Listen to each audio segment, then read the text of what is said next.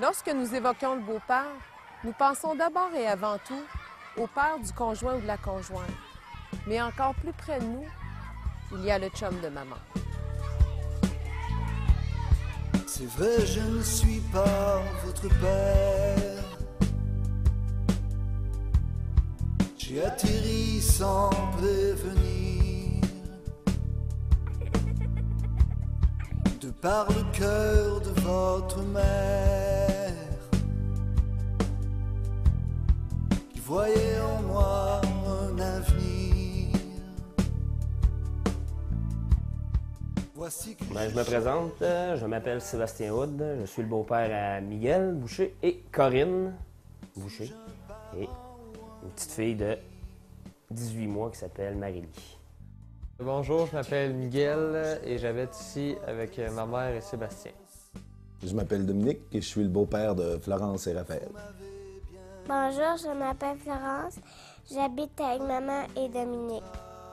Bonjour, je m'appelle Raphaël, j'ai 10 ans et j'habite avec Dominique et maman. Bonjour, je m'appelle Michel Dumais, j'ai été le beau-père de... Et je suis actuellement encore, mais beau-père, façon de parler, mais on l'expliquera plus tard peut-être, de 9 enfants, avec 3 femmes différentes. Jusqu'au tournant des années 60, le Québec se caractérise entre autres par ses familles nombreuses et la présence marquée de la religion catholique.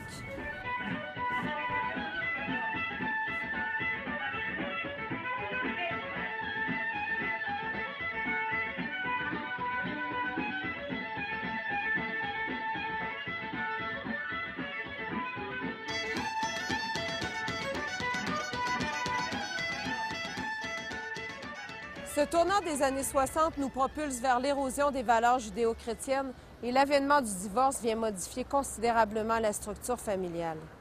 C'est trop malheureux aujourd'hui. Il s'est prouvé que la nouvelle relation dure moins longtemps que le mariage. Il faut le dire, il ne faut pas avoir peur de dire les choses. Actuellement, le Québec est pratiquement le champion mondial des divorces et des séparations, malgré le fait qu'on a le plus bas taux de mariage au monde. Avec le plus bas taux de mariage, évidemment, vient le plus haut taux d'union de fait. Et notre taux de séparation et de divorce est extrêmement haut, un des plus hauts du monde. Ce qui fait que les unions, qu'elles soient légales ou unions libres, ont une durée très limitée.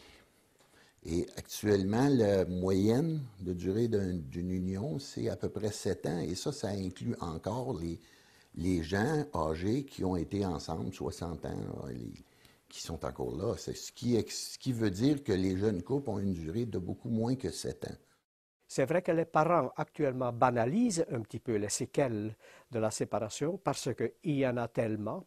Et les parents, effectivement, procèdent assez facilement à une séparation, disant que c'est pas grave, de toute façon, dans les écoles de mes enfants, la moitié des enfants viennent des enfants séparés. Alors, pas de problème. Dans ces états de fait, des enfants se retrouvent au sein de ces ruptures. L'enfant, lorsqu'il y a une rupture, lorsque les parents se séparent, tout de suite au départ, il est positionné devant ce qu'on appelle un conflit de loyauté. L'enfant ne divorce jamais de ses 2 parents. Pour réduire l'effet de rupture chez l'enfant, l'idéal serait que les parents restent en bons termes, qu'il y ait une séparation aussi harmonieuse que possible. Toutes les recherches sont très claires là-dessus. Plus la séparation ou le divorce est à haut conflit, plus graves seront et resteront les séquelles pour l'enfant. Des situations où les 2 parents sont maintenant séparés et un des 2 parents s'engage assez rapidement dans une nouvelle relation et l'autre parent non, l'enfant va presque toujours s'aligner avec le parent qui reste seul et qu'il voit comme étant le parent abandonné et endommagé. Alors cet alignement est toujours potentiellement dangereux pour ce qu'on appelle le développement d'une aliénation parentale, parce que cet enfant peut alors beaucoup plus facilement se distancier du parent qui s'engage dans un nouveau lien et s'accrocher au parent qu'il voit comme seul et endommagé. L'aliénation parentale est un phénomène qu'on voit malheureusement de plus en plus suite à des séparations ou des divorces, surtout si ces séparations sont laborieuses. Et l'aliénation parentale, c'est un trouble dont souffre l'enfant. Quel est ce trouble? C'est une situation où l'enfant s'aligne fortement avec un parent et rejette l'autre parent sans raison valable. Ça, c'est l'aliénation parentale. Et l'aliénation parentale est quelque chose de très grave puisqu'il laisse chez les enfants des séquelles encore plus importantes que les séquelles normales dues à un divorce ou une séparation. L'enquête sociale générale du Canada témoigne d'une augmentation constante des familles recomposées, soit 11 % en 1995, 13 % en 2001 et 15 % en 2006. Nous avons donc à ce jour 15 % de familles recomposées. C'est que l'idéal est que, après une année ou 18 mois de séparation, l'idéal serait que les deux parents commencent à avoir un ami ou une amie. Dans cette modification de la structure familiale émerge une réalité davantage perceptible, celle des beaux-pères. Actuellement, les beaux-pères ont comme pas la sympathie de la société.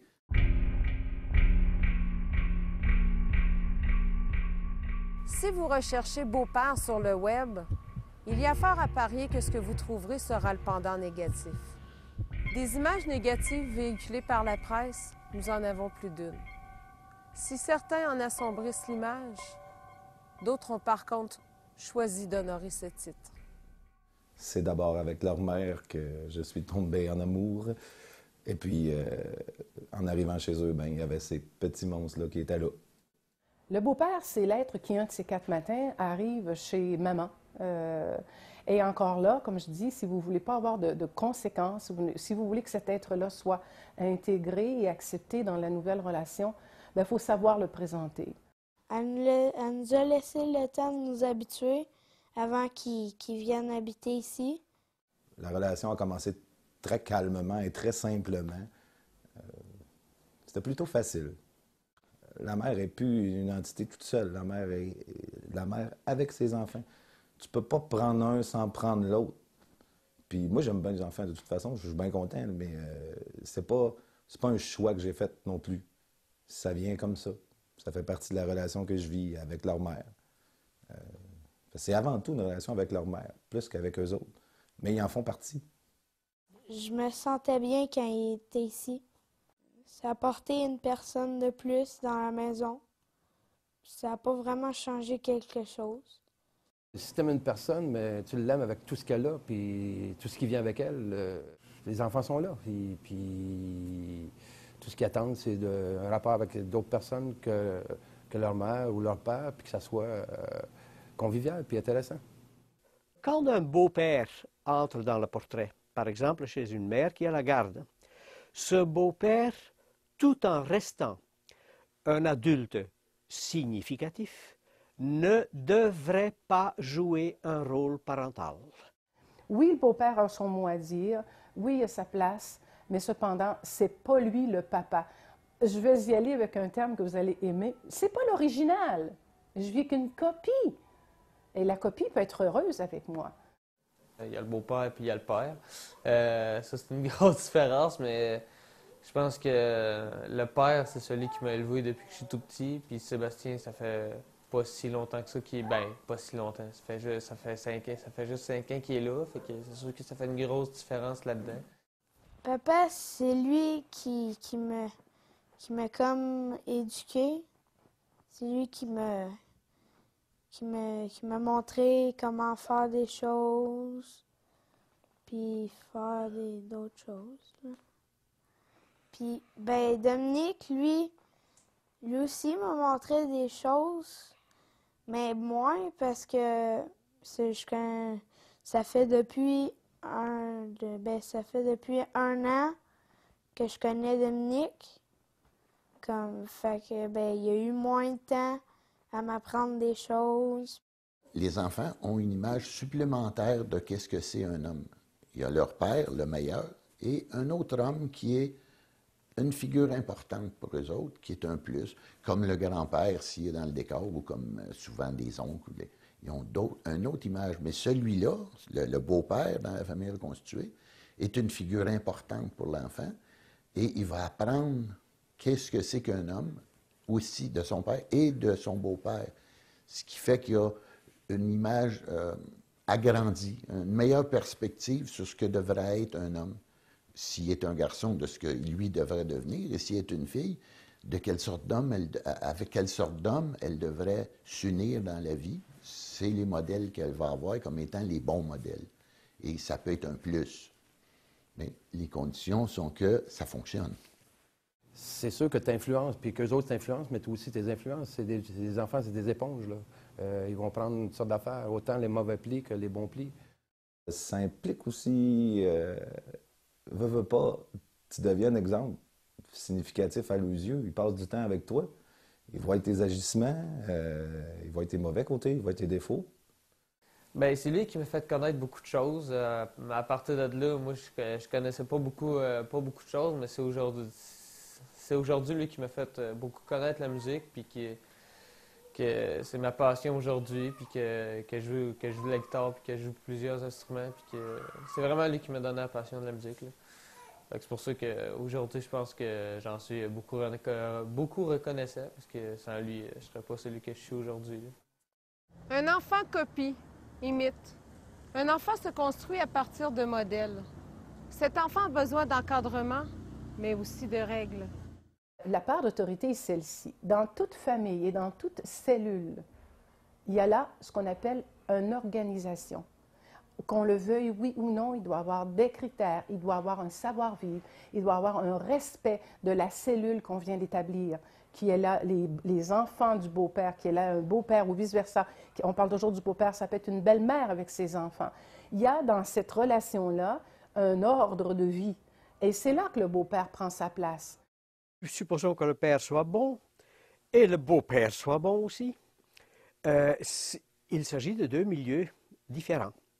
C'est le milieu maternel, où il y a aussi un adulte, le beau-père, et il y a le milieu paternel.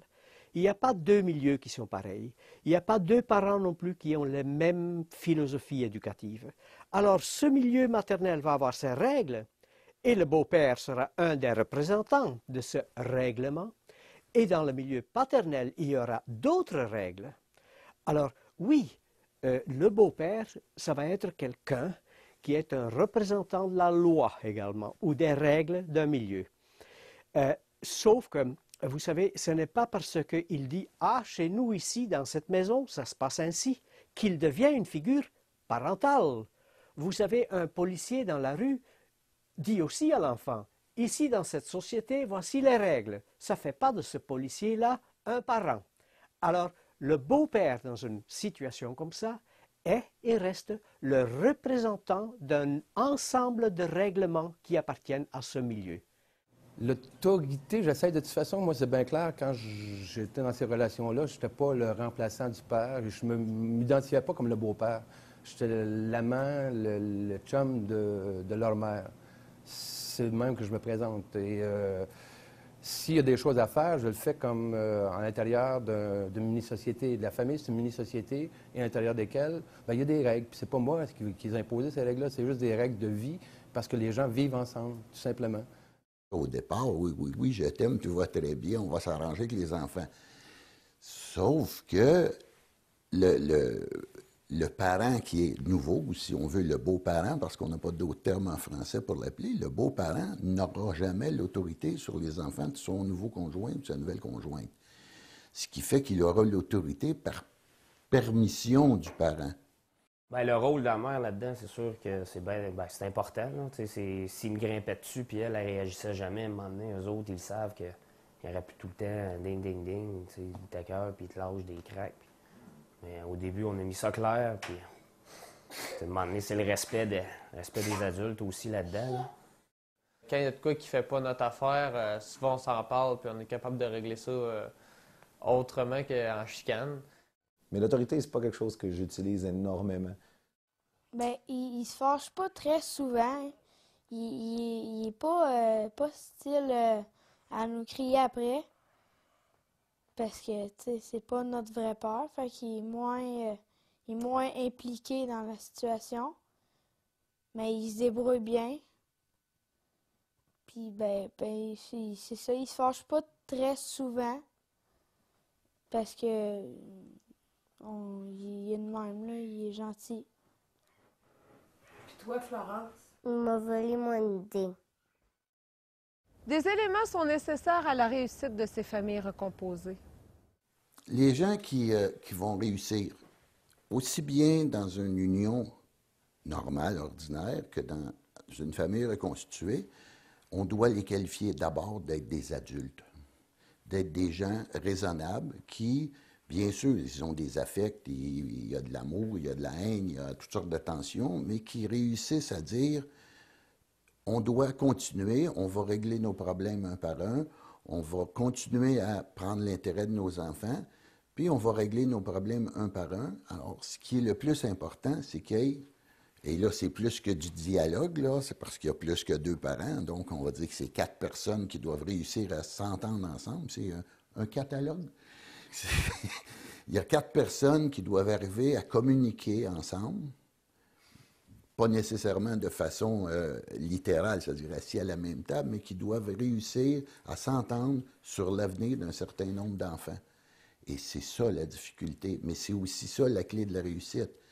On se parle, on s'explique et on laisse de côté nos petits travers personnels en disant, écoutez, on est ensemble, mais on a une responsabilité qui sont les enfants d'un ou de l'autre ou des deux qui sont ensemble, qui sont en garde partagée plus ou moins dans toutes sortes de situations. Et ces enfants-là ne doivent pas souffrir de notre nouvelle union, de leur nouvelle façon de vivre. Et la réussite, elle va fonctionner dans ces conditions-là parce que les enfants sont adaptables. Les jeunes enfants vont facilement s'adapter en disant, bon, une semaine, c'est chez mon père avec Madame une telle, qui est bien fine, on est bien quand on est là. Et l'autre semaine, ça sera avec ma mère, avec monsieur un tel, ou je sais pas quoi, qui est bien gentil avec nous autres, puis qui nous rend service, à condition que ces 4 personnes-là s'entendent, se parlent et trouvent des terrains d'entente face aux enfants qui sont dans le décor. C'est-à-dire, on parle de plus en plus du terme coparentalité. C'est-à-dire, si les 2 parents pouvaient avoir suffisamment de bon sens pour être convaincus qu'une bonne coopération et une bonne communication entre eux est essentielle, ça irait mieux pour les parents, pour les enfants, dis-je. Moi, je pense que dans la famille reconstituée, ou appelez-la comme vous voulez, la nouvelle famille, la communication est absolument importante et on doit se faire confiance, on doit se respecter, on doit s'entendre. Et si vous n'avez pas ça non plus, qui pour moi est un critère de base, oubliez ça, la nouvelle relation, vous n'y parviendrez pas. Je reviens encore sur l'autorité. Si tu fonctionnes que sur l'autorité, que sur les règles, c'est sûr que ça ne fonctionnera pas parce qu'ils vont te voir que comme ça, comme un législateur. Tu sais, t'es pas là comme un législateur, tu es là pour être en rapport. C'est des humains, tu es en rapport avec des humains. Où se situent nos beaux-pères lorsqu'il s'agit d'exercer des droits sur nos enfants? Si un homme commence à élever les enfants d'un autre, il devient, selon la Cour, un père de facto, un père de fait, un père en fait, à condition évidemment que le père génétique ne soit pas dans le décor. Et s'il divorce avec la mère, s'il défait sa nouvelle famille, il va être responsable de la pension alimentaire des enfants qui ne sont pas les siens. Ça, c'est d'un côté de la barrière de la justice. Donc, il va payer pension parce qu'il s'est affiché, parce qu'il a été généreux, parce qu'il a pris à cœur l'éducation des enfants de sa nouvelle conjointe. S'il y a divorce, la justice dit « Ah ah, t'as voulu devenir le père, hein? Bien là, tu vas payer pension alimentaire pour ces enfants-là. » Il y a une insécurité qui vient avec le type de relation que j'ai choisi de vivre, que j'ai vécu aussi dans mon ancienne relation. C'est que quand tu te sépares, tu as l'impression de faire une double rupture d'une seule shot. Tu perds à la fois ta blonde et tu es éloigné de l'enfant qui faisait partie au quotidien de ta vie.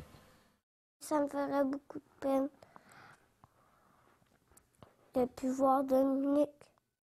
Sébastien, je le vois pas vraiment comme un beau-père, je le vois plus comme un ami, là, parce que on s'entend vraiment bien ensemble. Puis c'est pas parce que ce serait plus mon beau-père que j'y parlerai plus. Là. Moi, j'ai l'impression que j'ai plus de contacts que certains parents ont avec leurs propres enfants. Je sais ce qu'ils sont, je m'informe, je rencontre, parce qu'il y a des gens qui sont encore ici. Il y en a qui étaient à Montréal maintenant. Puis les enfants sont un peu partout à travers le monde. À un moment donné, il y en avait une en Espagne, une en Indonésie, dans différents endroits, puis un autre en Vancouver. Sans faire le rapport de père, mais c'est tout comme, parce que Catherine m'a déjà demandé, étant plus vieille, de l'adopter, qui était juste symbolique, parce qu'elle savait très bien que je ne pouvais pas l'adopter, son père étant présent. Mais c'était symbolique pour elle. Donc, c'est dans ce sens-là que ça m'a apporté la possibilité, sans en avoir fait d'enfant moi-même, d'avoir eu ce rapport enfant-père. Moi, je ne serais pas de celle qui couperait les ponts carrément. Je garderais cette amitié importante dans la vie de mes enfants. Et je crois qu'elle l'est vraiment. Mais je ne suis pas de celle qui a multiplié les conjoints. Alors, je ne suis pas bien placée pour vous dire ce que je ferais si j'avais décidé qu'après 13 ans, avec mon ex-conjoint, j'avais des jeunes enfants, puis vous ne le voyez plus. Preuve est de constater que je suis plus avec mon ex-conjoint. Mes enfants sont grands et nous avons encore des relations avec. Quels sont les éléments essentiels pour que règne l'harmonie au sein d'une famille recomposée? Pour avoir une bonne relation avec les enfants, j'ai l'impression qu'il faut que j'aie une bonne relation avec leur mère. Si ils nous surprennent en chicane ou quelque chose de même, c'est sûr que là, j'ai l'air du gros méchant. Il s'installe un climat favorable pour tout le monde, mais ça va bien se vivre. Pour que ça réussisse, il faut des adultes qui sont capables de se comprendre, de se parler et de fonctionner. Sinon, c'est le désastre. Oui, il y a des difficultés. Oui, la tâche n'est pas facile, mais croyez en vous-même, puis croyez à l'amour de cette relation, croyez à l'amour de la famille, croyez à ce qui s'en vient dans le futur. Vous allez vraiment bien vous positionner, mais je ne vous cache pas que c'est une tâche de titan. Et j'encourage les gens, tout simplement, à trouver les réponses à l'intérieur d'eux. Accompagner un enfant dans son développement, c'est savoir réfléchir chaque geste que l'on va poser. Puisque sans l'ombre d'un doute, ces gestes laisseront une trace dans leur vie.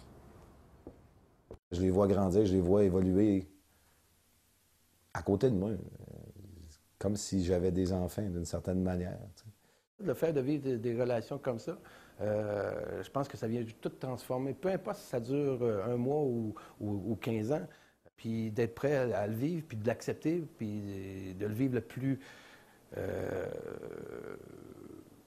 précieusement, puis consciemment, puis intensément possible, parce que c'est la société, c'est la nouvelle société. C'est quelqu'un qui est important dans ma vie. Moi, je l'aime, Dominique. C'est un vrai petit clown. Le beau-père, quand on regarde notre société dans son ensemble, est souvent le pèlerin qui passe.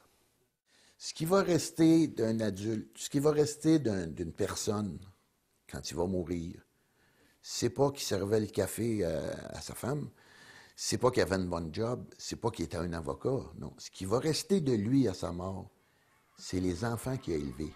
Ça va être son héritage. Et ça, c'est beaucoup plus important que tout le reste. Ça va être sa paye. C'est vrai, je ne suis pas votre père. J'ai atterri sans prévenir. De par le cœur de votre mère, qui voyait en moi un avenir. Voici que je cherche une place. Suis-je un parent ou un ami? Un étranger dans votre espace. Et vous m'avez bien accueilli comme une trace au vent qui passe sur votre vie.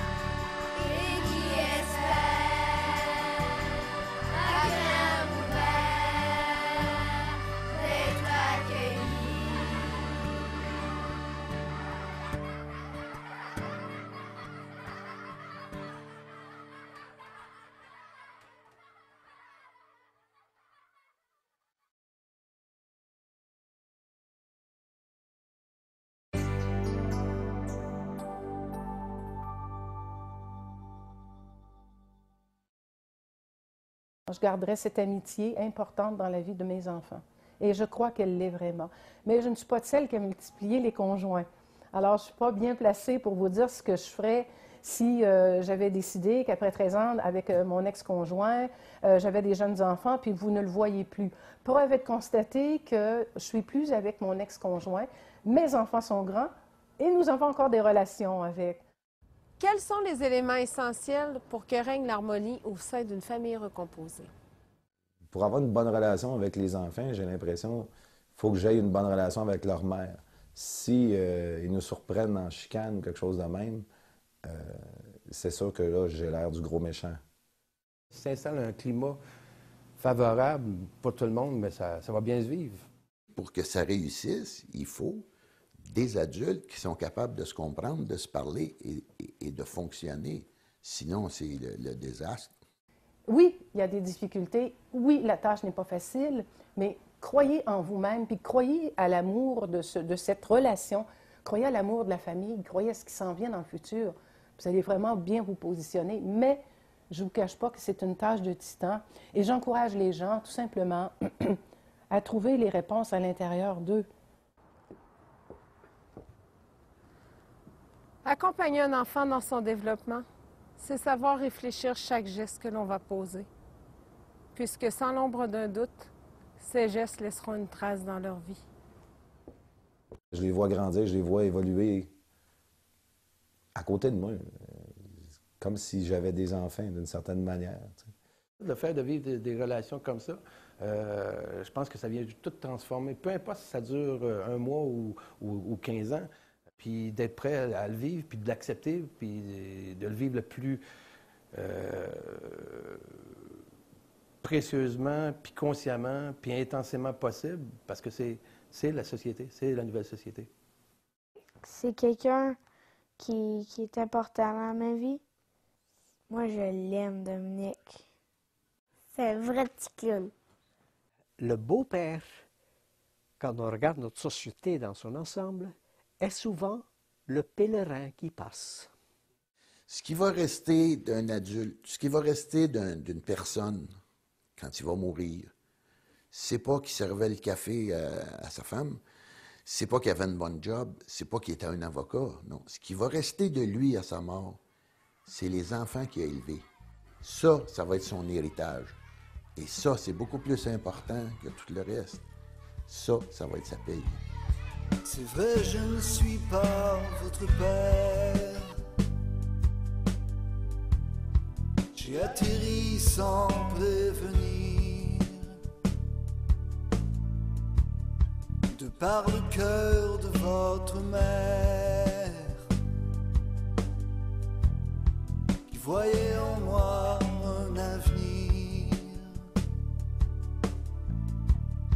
Voici que je cherche une place. Suis-je un parent ou un ami? Un étranger dans votre espace. Et vous m'avez bien accueilli comme une trace au vent qui passe sur votre vie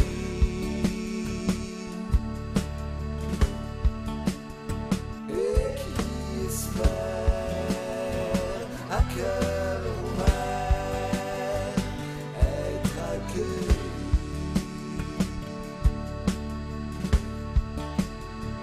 Comme